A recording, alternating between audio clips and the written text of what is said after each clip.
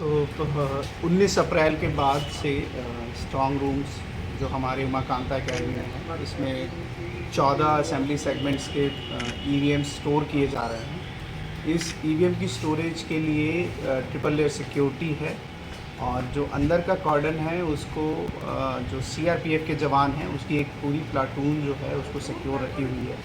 आप देख सकते हैं जगह जगह उन्होंने हर पोलिंग असेंबली सेगमेंट के आगे उनकी सेंट्री पोस्ट है और ये पूरा जो पूरा परिवेश जो है वो सीसीटीवी कैमरे की निगरानी में है और 24/7 इलेक्ट्रिकल बैकअप है। इसके साथ साथ 3 से 4 गेस्टेड ऑफिसर्स भी हमेशा मौजूद रहते हैं। अगर कोई मूवमेंट होता है जैसे पोस्टल बैलेट का तो उस पॉलिटिकल पार्टीज़ के साथ मिलके उसको किया जाता है और इसके साथ साथ पॉलिटिकल पार्टीज़ से भी एजेंट्स आते हैं। मैं देख रहा था कि डेली बेसिस पे पॉलिटिकल पार्टीज़ की तरफ से भी लोग आके यहाँ पे जो पोस्टल बैलेट और ईवीएम्स की निगरानी में पार्टिसिपेट कर रहे हैं और सभी के रहने का यहाँ पे हमने व्यवस्था की हुई है और इसका जो फीड है वो भी हम लोग रेगुलरली देख रहे हैं। मोर देन 60 से 70 कैमरास के निगरानी में ये पूरा ईवीएम का जो स्टोरेज है वो यहाँ अवेलेबल है और उमाकांता अकेडमी जो आप जानते हैं काफ़ी सिक्योर प्लेस है और पूरी तरीके से इसको पुलिस की तरफ से घेरा हुआ है ताकि कोई भी मूवमेंट यहाँ पे और हो ना पाए।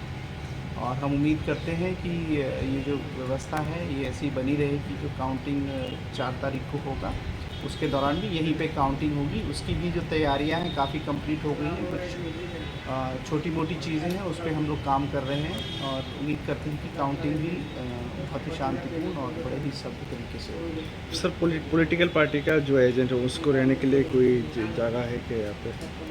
पॉलिटिकल पार्टीज़ के एजेंट्स के लिए हमने दोनों ही बिल्डिंग्स के पास में व्यवस्था की हुई है। इसमें उनके रुकने के लिए जो भी रिक्वायर्ड चीज़ें हैं जैसे बैठने के लिए सुविधा है, कूलर है, टीवी है देखने के लिए, इस तरह की कई सुविधाएं की हुई हैं उनके लिए। और हम उम्मीद करते हैं कि क्योंकि आप देख रहे हैं गर्मी बहुत ज़्यादा है तो जनरली वो लोग आते हैं फिर बीच में अपने काम से चले जाते हैं, लेकिन रेगुलर बेसिस पे उनकी तरफ से कोई ना कोई यहाँ रहता है। ये सीआरपीएफ जवान के अलावा और कोई है क्या? पुलिस, त्रिपुरा पुलिस वगैरह? तो सीआरपीएफ हैं और स्टेट पुलिस की तरफ से हैं और टीएसआर की तरफ से हैं। तीनों ये सर्विसेज के लोग यहाँ पे हमेशा 24 घंटे मौजूद रहते हैं। कितने कैमरा है यहाँ पे?